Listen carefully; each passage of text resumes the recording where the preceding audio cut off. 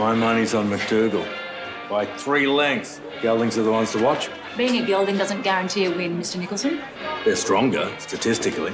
And fillies generally develop faster than colts, statistically. Well, it also depends on the terrain.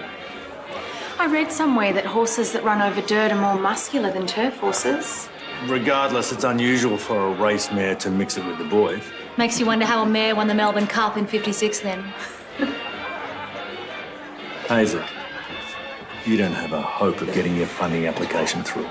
May the best horse win. Mahoney 1, Nicholson 0. Do you think Nicholson will ever give you any peace? Not in my lifetime. The race has started, everyone. Into the turn, into the straight for the cup. Trelios was in front and going great gun. Showed the way around the corner from Travel Boy further out. Then Saracron. They are followed by Never Gold, Grand Gary, Valerius, Jocktor, and then Royal Jasper and McDougall finishing well. Trelios and Travel Boy come away soon after. And at the furlong pole, it's Trelios and Travel Boy fighting out in a soul-stirring struggle. Here comes McDougall. Then Never Gold and White Hills. But McDougall under the urging of Pat Brennan is going for the wire as straight as a gun barrel. And McDougall wins the cup from Never Gold. Third as White Hills followed by Grand Gary. You've never won anything before. Oh, Milana came last. What does that say about my betting skills? I'm buying the drinks tonight. Hazel, I can't believe you did it to someone else. What are you talking about? You know exactly what I'm talking about. You had a responsibility as her mentor. Instead of supporting her, you let her down. How dare you? How do you know? Have you been going through my things? I had to know, and I was right. You did to her what you did to me. I have got enough responsibilities without having to deal with this. You know what? You are going to pay for what you've done.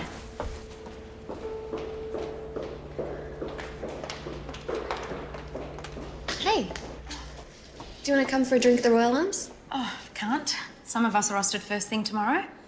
Suit yourself.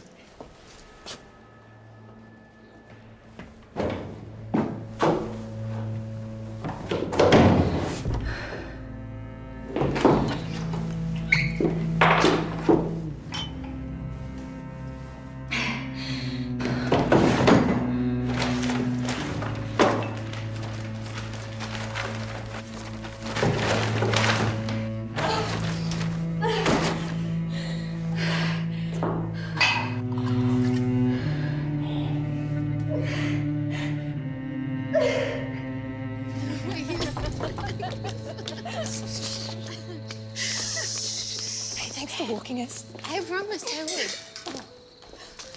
Do you need me to walk you home? No. Good. Because while they were setting up, I snuck a bottle of champagne from the cup party. It's in my room.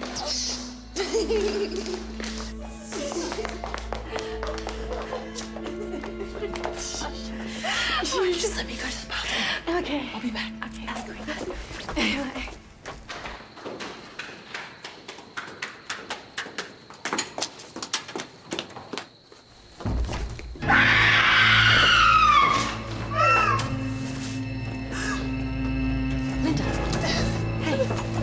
Hey, what is it? What's happening? Hey, come on, up you get. That's it. Here you go, Hazel. Grab the rope. Come on. Quick, loosen it. Further.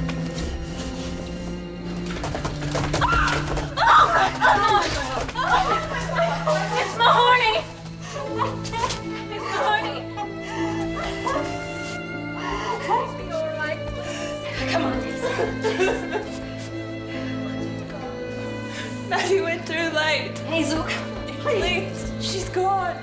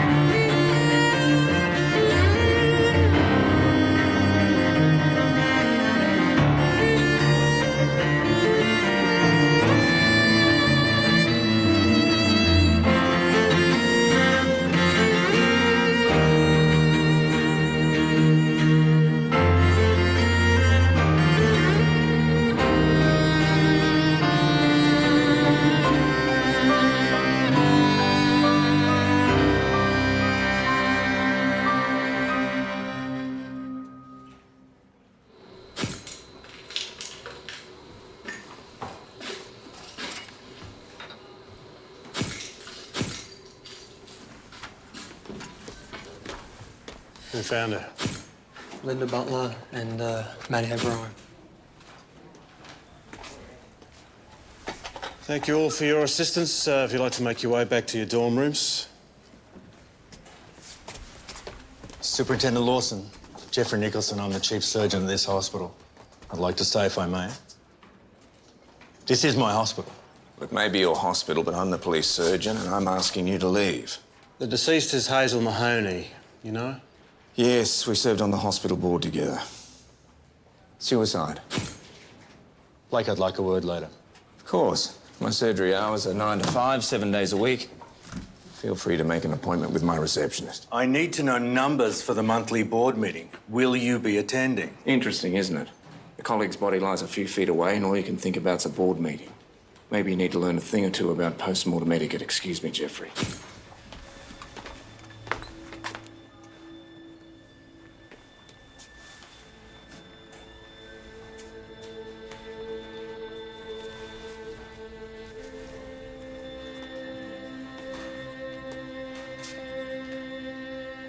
The little step stool in the laundry. I moved it out of the way so I could get to her. Right.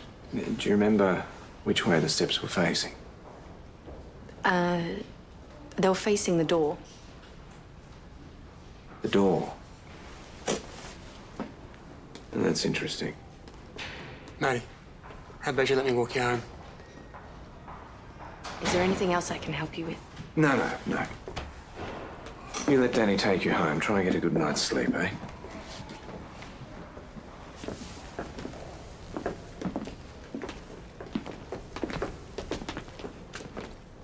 Well, given the circumstances, I could accompany the body to the morgue and perform the autopsy now.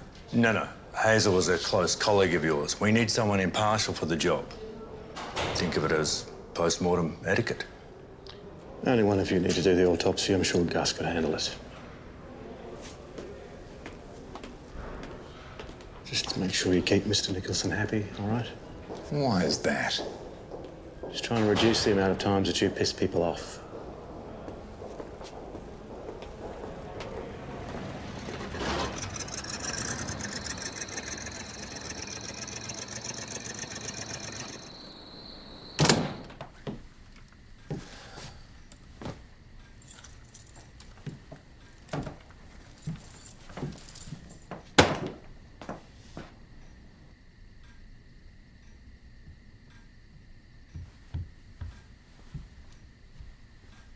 It arrived for you today. Thank you. Everything all right? It's been a death at the hospital. Hazel Mahoney. No. Yes, one of the good ones. What happened? Suicide. No, she doesn't seem the type. My thoughts exactly.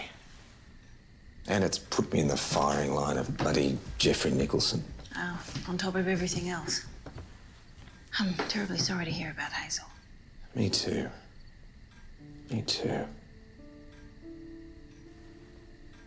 Well, good night, Jean. Good night.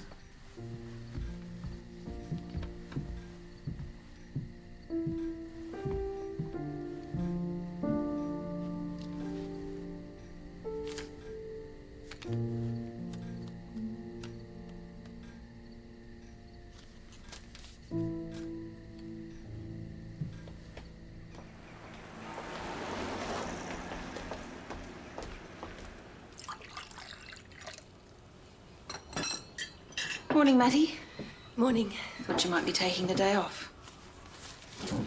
I wanted to see if there was anything I could do to help. Hazel's family will be arriving today to make funeral arrangements. Yes. I expect it'll be quite a sizable turnout. Oh, first female surgeon at Ballarat Hospital. Quite an achievement in itself. Yes, she made such a difference. Indeed. And she would have made even more of a difference. That damn Jeffrey Nicholson hadn't gotten in the way. Oh, not the easiest man to work with, I don't imagine. Do you think Jeffrey Nicholson is the reason why Hazel did what she did? I think that man could drive anyone to the brink. I'll see you later.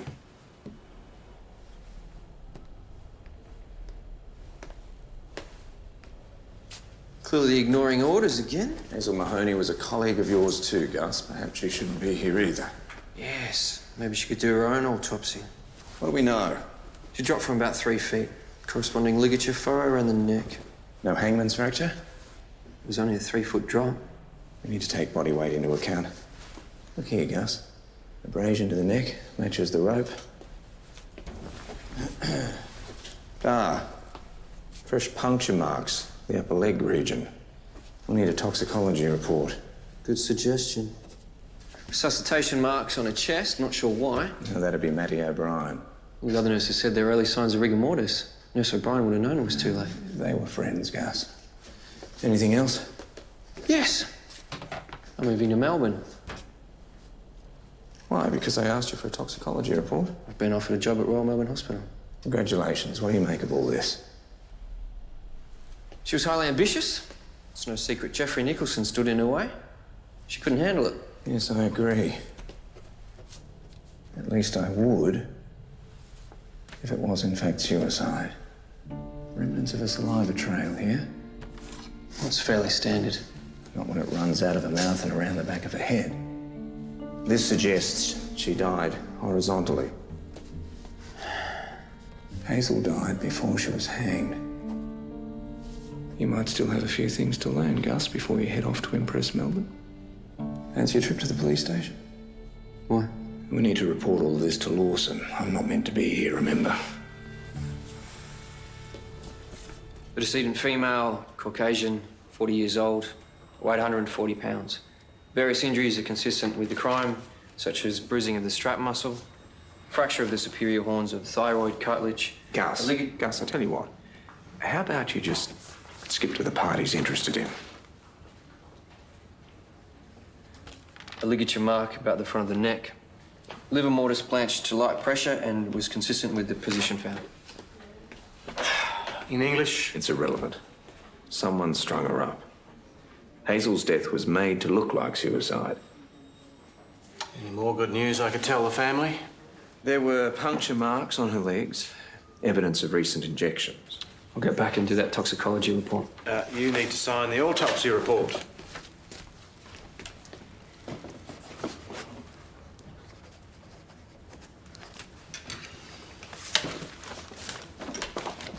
Imagine working with that every day. This is fairly laid back. Almost as laid back as his patients. How do you manage it?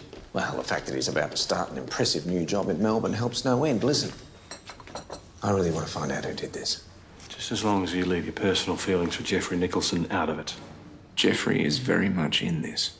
You got any proof? I'll find it. Matty O'Brien.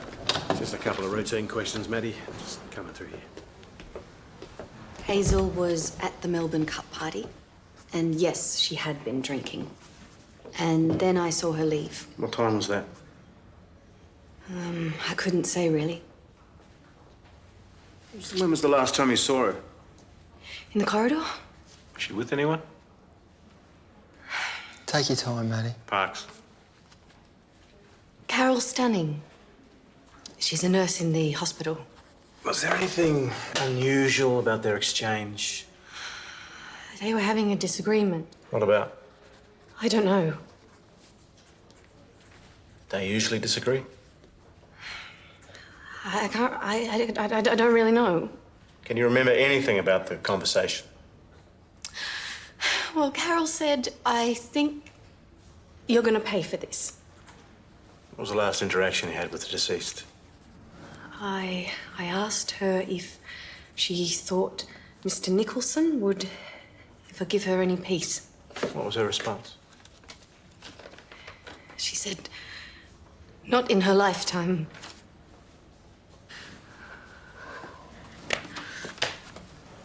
Thanks for your help. Yeah. The knot in the noose. It wasn't tied properly. If you're a doctor, you would tie it in such a way that you would sever the spinal cord so you die instantly. Surgeons know all about knots. They use them in their work all the time for sutures and things. It's like The rope was just there for show. Parks, see what you can find out about Carol Stanning.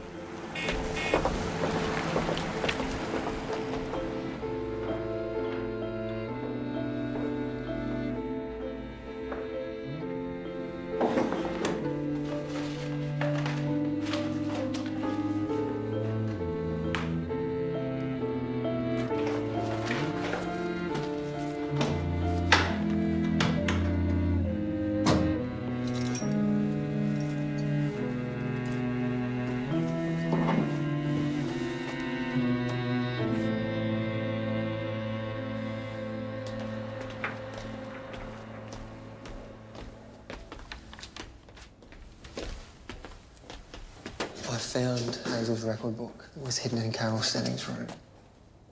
Get her down here. Well, she's on duty, sir. I don't care. Wait.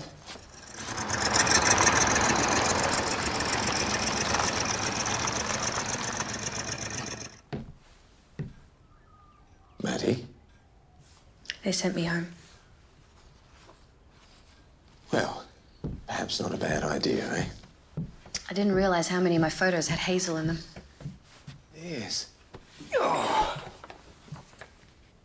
You know, she was on the verge of implementing a new surgical checklist procedure. Would have reduced the number of avoidable deaths. Let me guess. Most of the surgeons found it insulting. Plus, not to mention the amount of paperwork that would have been involved. Well, some surgeons didn't like a woman telling them how to improve. Yeah, well, that's silly, because something like that could have saved people's lives. That's right. Very good surgeons often see themselves as gods. Jeffrey Nicholson? Yes. Nicholson's a perfect case in point. That's a great shot. It was taken at our Christmas party only last year. She looks so happy. You know, Maddie, I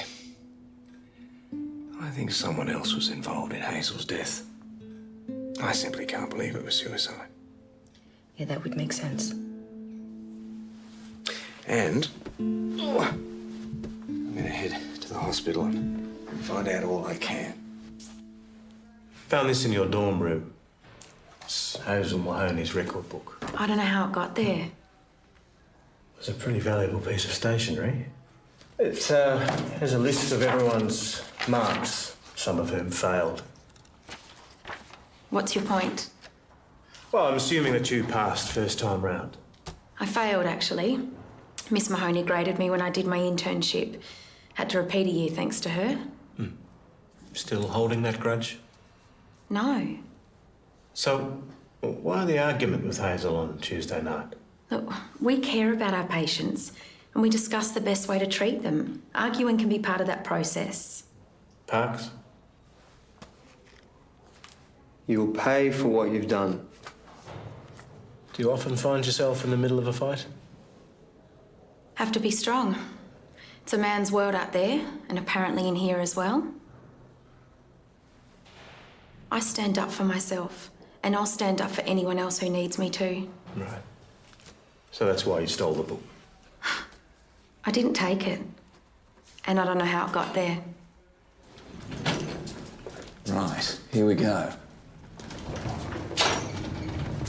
You think they'll miss mashed potato on the cafeteria menu? Hospital food is rarely missed. Too true. Maddie, you think you could lift that on your own?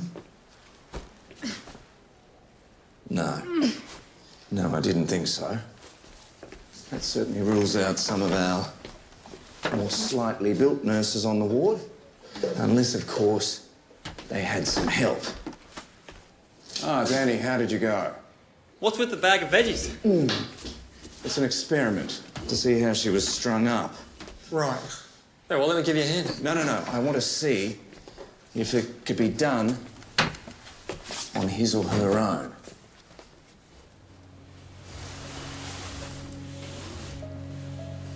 Now, watch yourself, Maddie.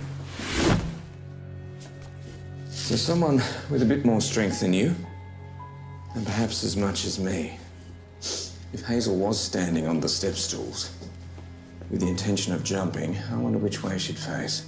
What? Towards the door? Yes. I think someone wanting to suicide would face the door in preparation in case someone was to walk in. And if I jumped from this height, I think there's every possibility my neck would break. What are they, Danny? Well, you know that they're staff files. So come on, ask me. All right. Would you mind opening Jeffrey Nicholson's file for me? You know, I can't do that.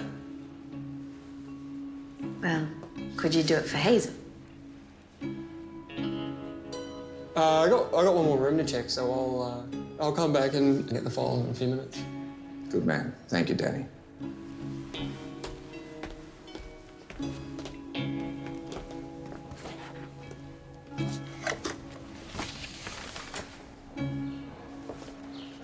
Blake.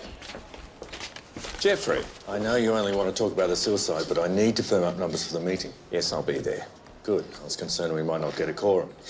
To be honest, if we could run this place without having to answer to a group of board members, everyone would be better off. Like a dictatorship. Bravo. No wonder Hazel and you didn't see eye to eye. My working relationship with Miss Mahoney was cordial and professional. I find that remark offensive, given the circumstances. Yeah, the circumstances being that she was murdered. Someone's gone to a great deal of trouble if that's the case. Where were you after the party? I'll give my interview to the police in due course. Good. In the meantime, I'll let them know that you're evasive when asked the question. I'll also tell them that a patient died on your watch 2 years ago, a Mrs. Ferguson, who left you her estate. Think there'll ever be a day when you and I can converse politely?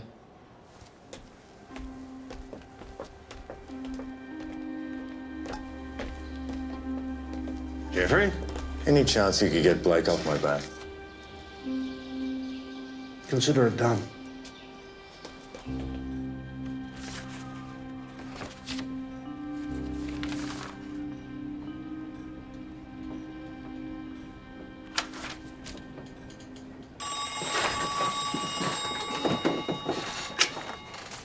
Yes, Dr. Lucien Blake. Joy MacDonald, how are you? Are you in town? Yes, of course. I don't have any more patients this afternoon.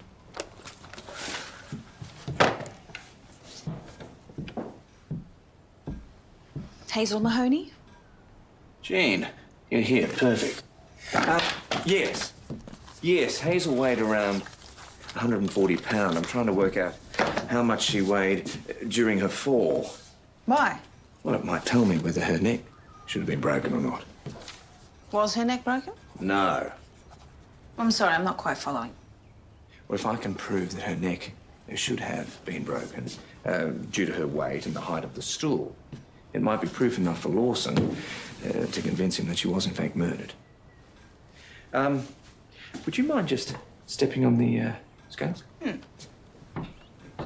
So, I'm Hazel Mahoney. Yes, you are. I'll have to add a few more pounds to the calculation here. And, yes, would you mind popping up the stool there for me? I won't let you fall. Oh. There we are. Wonderful. Now, when you jump onto the scale... Jump onto the scales? Yes. It'll tell me what your dead weight might be. Right. Yeah. You ready? Oh! I'll get that.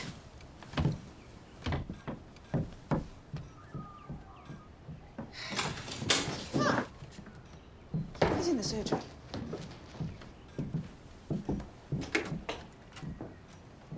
Do you do your best thinking from up there?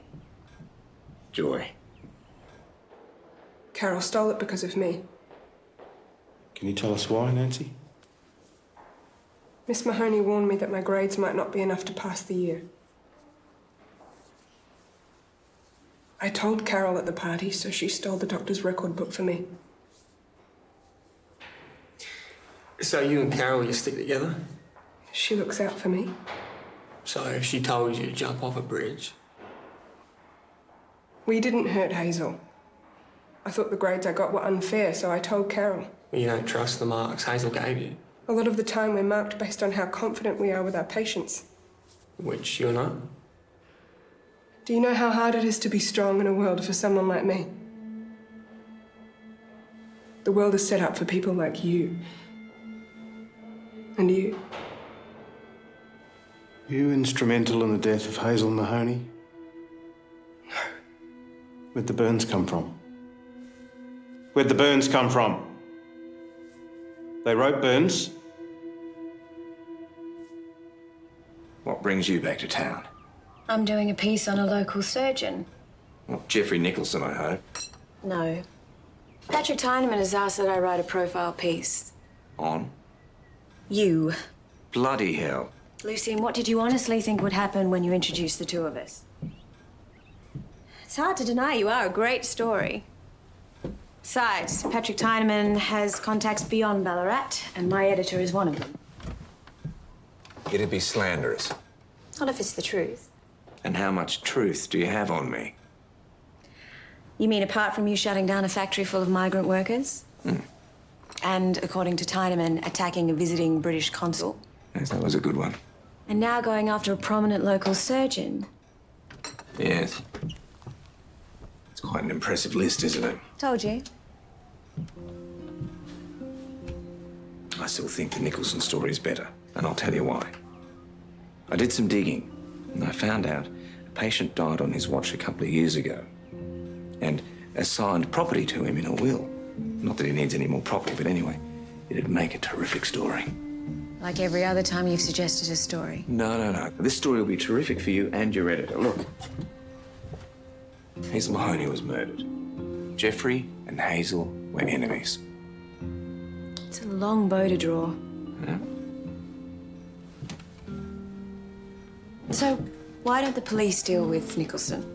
Oh, he hasn't been questioned yet, due to his overwhelming surgical roster. Surgeons certainly do live by their own rules. I may have to bring him to trial myself.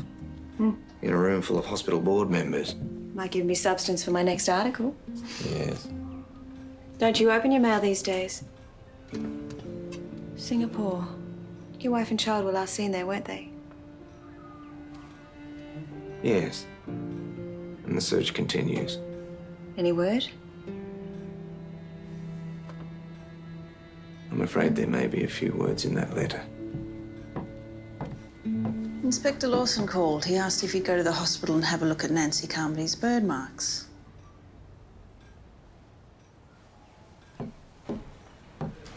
Excuse me, sister.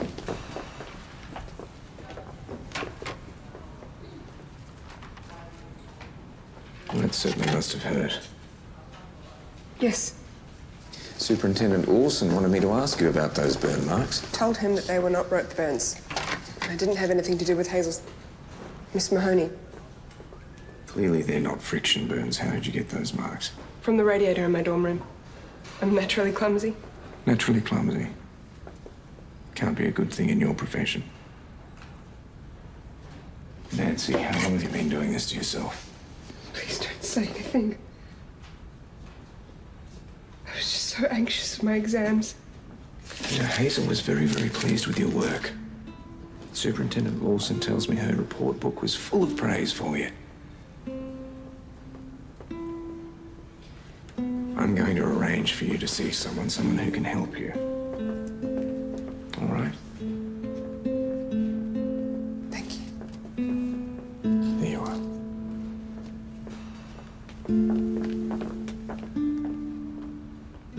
Well, it certainly wasn't Nancy Carmody. I know she's frightened of her own shadow. Those marks on her hands, they weren't rope burns. Carol Stanley's all bravado. But no alibi. We've interviewed everyone at the party or who was rostered on. Jeffrey Nicholson? We're still working on that. Oh, come on, tell me you're joking. I mean, surely he can find time between rounds of golf. Apparently the one surgeon down at the hospital has been unable to get away. Right. And Tyneman vouched for him. He'll be brought in when we can get hold of him.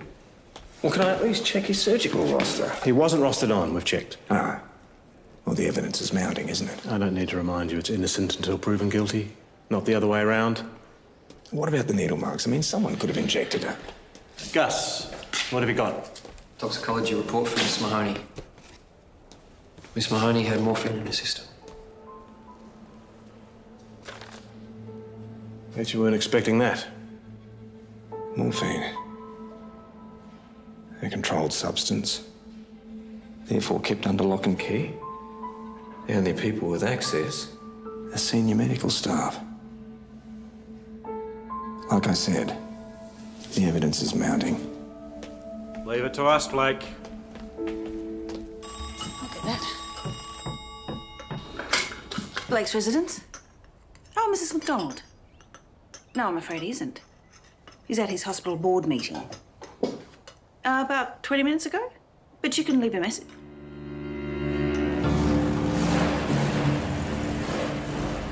Yes, just here. Thank you. Lucian! Lucian!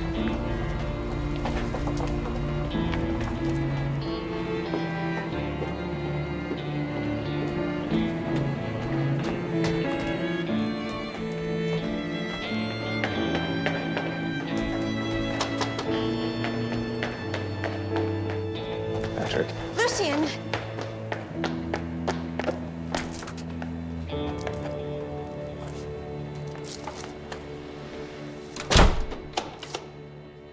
In summary, an application was presented by Dr. Hazel Mahoney.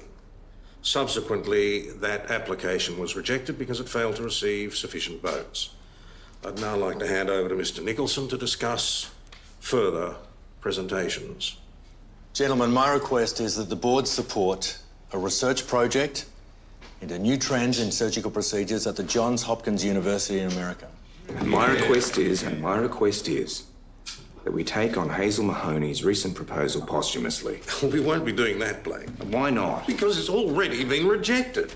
Our current priority is to make Ballarat Hospital worthy of international recognition. Well, the procedures Hazel wanted to implement could do just that. Gentlemen, my funding proposal sits in front of you. I hope that it's considered with the utmost importance. And I hope you all consider that Jeffrey Nicholson stands to make a huge financial gain from Hazel's death. And that's motive.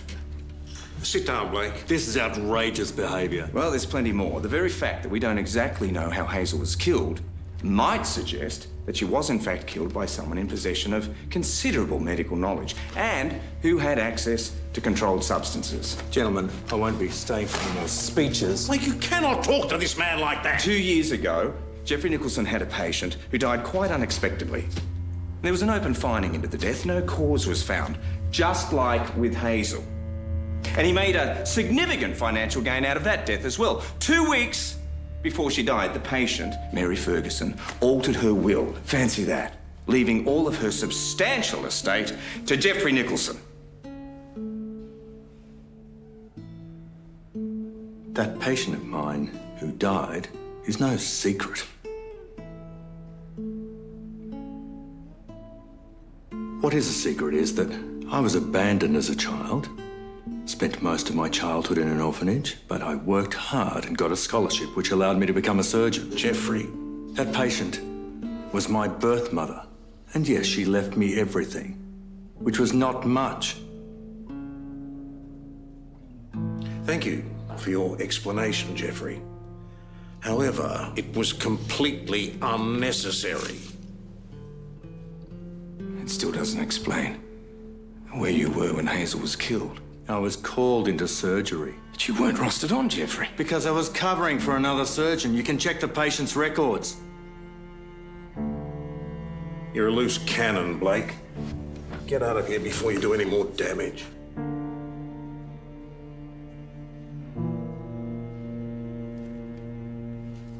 Gentlemen, you have my resignation. Effective immediately. That saves me the trouble of firing you. Why didn't you tell me about your alibi, Jeffrey?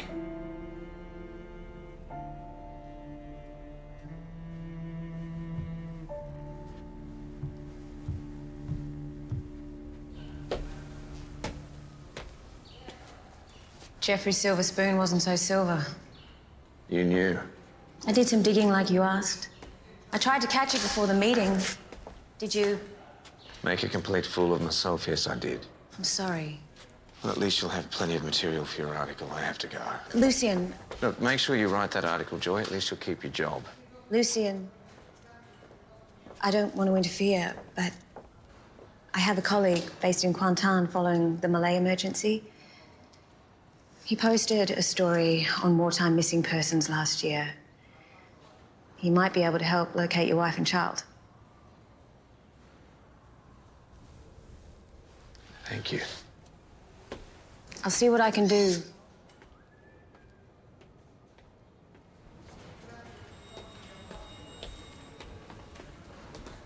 Miss Stenning, what can we do for you? Is Inspector Lawson here? He's with someone. Can I help you? I wanted to make a statement. Okay. A couple of the girls and I had been drinking that night. I was showing them the new X-ray machine. I accidentally scratched one of the glass plates with one of my rings. Sounds like an expensive accident. Thought if I kept quiet, I could buy some time, work out a way of perhaps replacing it. And admitting to it is better than being a suspect in a murder. It still doesn't explain how Hazel's record book was found in your room. Or maybe we should match your fingerprints. Look, I took it. I wanted to know that Nancy was telling the truth about her marks before I confronted Hazel. There was no chance to get it back after she was found. Where is he? Lawson! Lawson! Get out of my way. Out of my way. Patrick, what seems to be the problem? Your bloody mate, Lucian bloody Blake. He's gone too far this time. What's he done now? I want him sacked. Well, hang on a minute. You sack him, or I'll go over your head.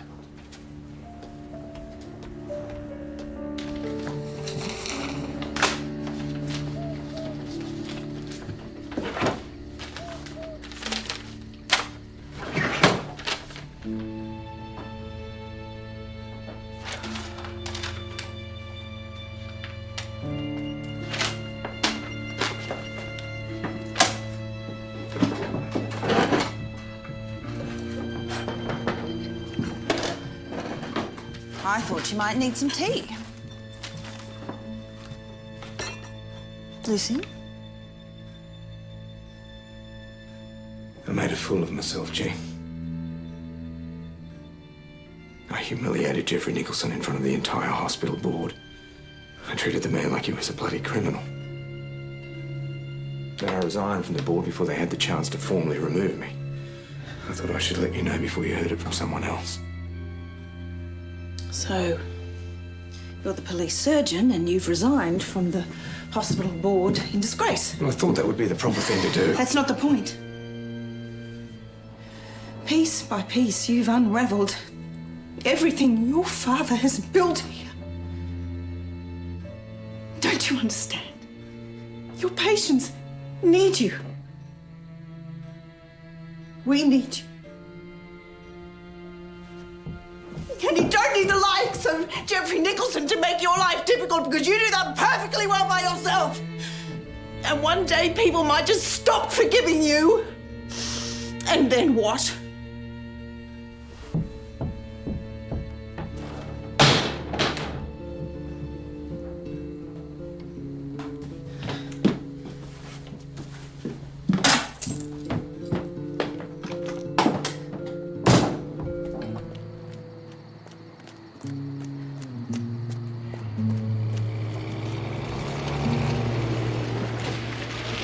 Jean, are you all right?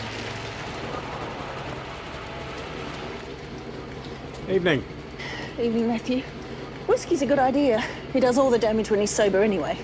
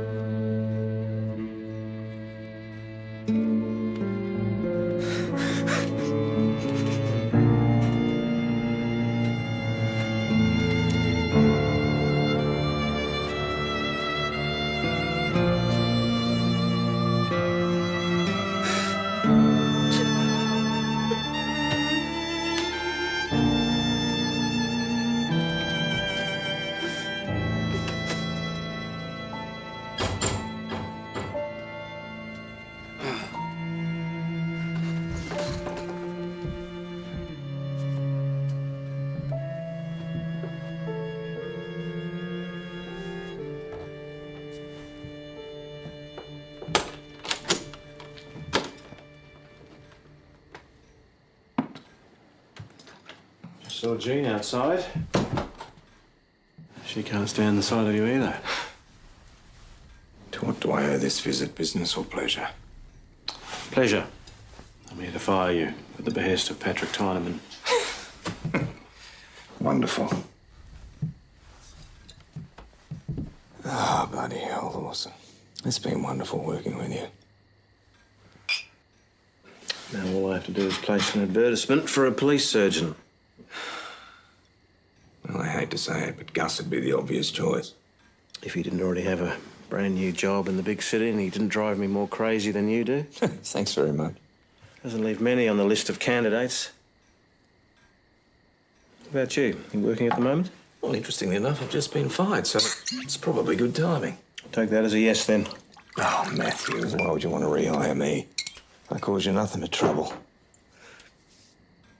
Oh, and as it turns out, I make terrible bloody mistakes. You get it right more often than you get it wrong. Whoever killed Hazel covered their tracks superbly. Truth is, I can't do it without you. And what about Tyneman? You find out who killed Hazel, Tyneman will get off your back. If he doesn't, I'll handle him. Hazel's record book. Towards the back, you'll find a list of her daily activities. Might help. Yes, it might. So, who do you think killed this doctor, then? I don't know. One thing I know for certain. It's someone at that bloody hospital. Narrows the field down.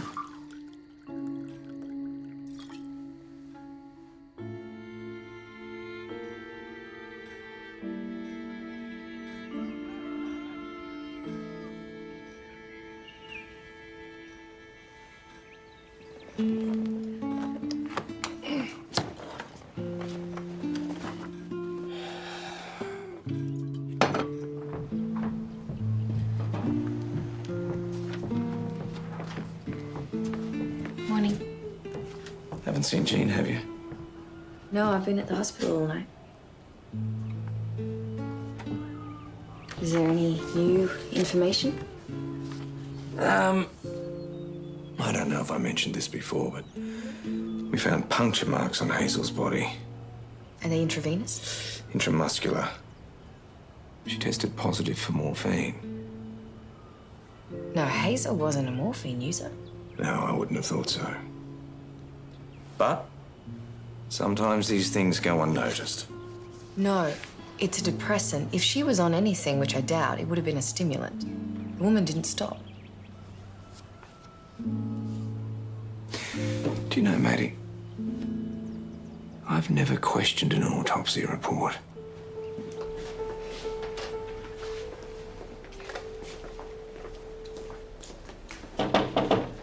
Dr. Blake. Linda, how are you? Okay. Place isn't really the same.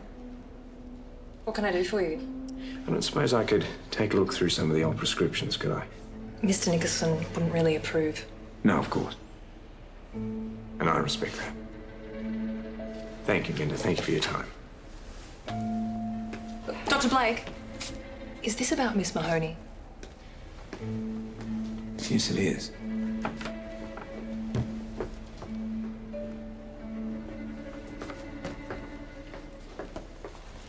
You can search by name here, or by the drug type here. Thanks to Miss Mahoney. Morning, Linda. Can I get a prescription made up?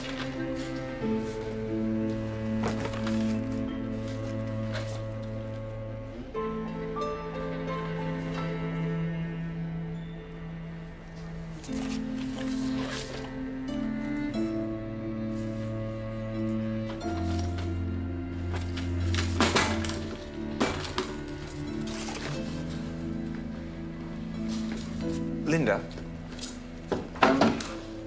Look, Mr.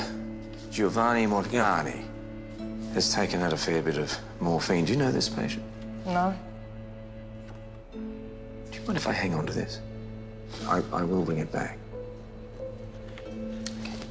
Thank you.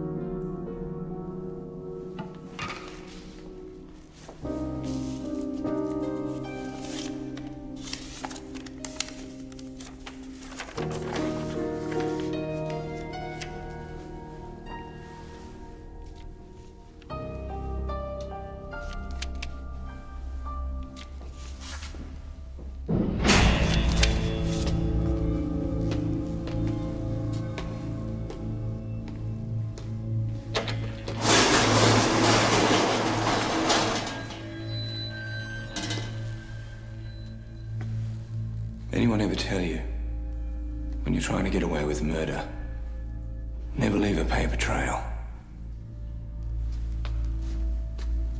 Prescriptions for morphine under the name of a famous dead Italian pathologist, not a smart move. Your choice of lethal injection, however, exceptional. Potassium chloride, hardly detectable after death. Of course, it explains the puncture marks on Hazel's legs. Indeed, it was Hazel's procedures that uncovered the fact that you're a morphine addict. She even gave you a chance to get clean, didn't she, Gus? Would have meant the end of my career. So you dealt with that problem by killing her, didn't you? Miss Mahoney had morphine in the system. You tried to make her look like the addict by substituting your blood for hers. Oh, you're so bloody smart, aren't you? You know what I wonder about, Gus? I wonder why you didn't simply give her an overdose of morphine, but of course that's part of the problem with addiction, isn't it? It's tough to part with the goods. A healthy 40-year-old woman with puncture wounds to her upper legs would have started an investigation. Yes, of course.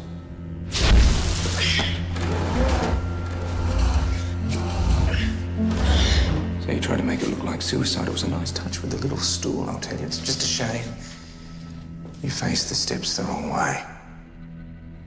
Oh, come on, Gus. 2 deaths in 1 week involving potassium chloride.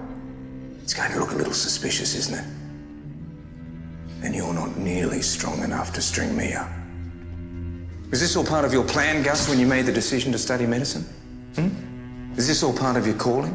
I tell you what, I'll make it easy for you, really easy. Here's a vein. Come on. The idea of dying doesn't disturb me. What? Knowing what you've done, on the other hand, that's a different matter entirely. Drop it. Drop the syringe. Drop it. Drop it now!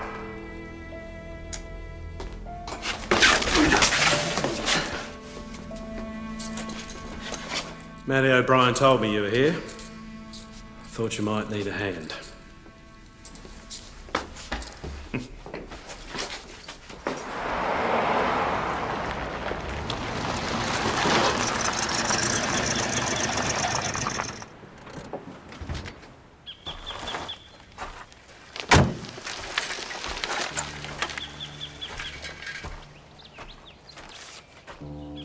Thank you.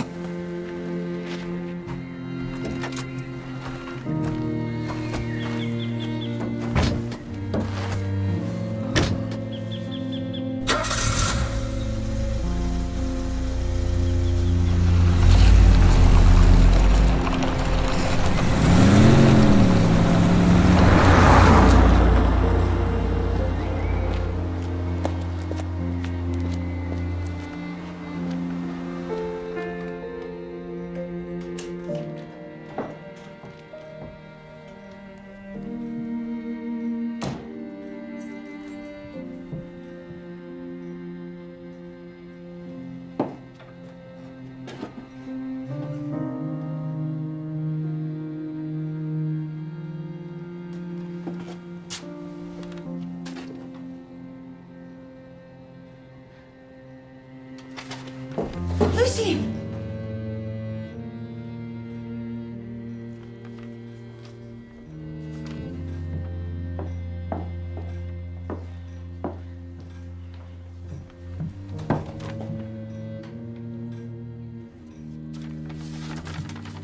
Dear Jean, I have received word that my daughter is alive, and arrangements have been made for me to meet with her in Shanghai. This is the journey I have longed to make for so many years. You, of all people, will understand how much I need to see her, to hold her, to tell her I love her. Inspector Lawson. Hello, G. Oh, come in.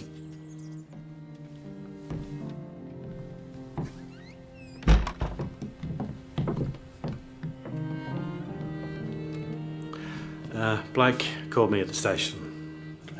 He's on his way to Shanghai. He wants to take some leave from work. He wanted me to pick this up and give it to you. Oh. He'd like you to open it. Who knows what will happen or how it will end, but please know this. I'm coming back to Ballarat, to my father's house. I have found a place of light in the darkness. I have found my home. Thank you for caring and for being my friend. For the first time in a very long time, this feels like the beginning and not the end. Yours, with much affection, Lucia.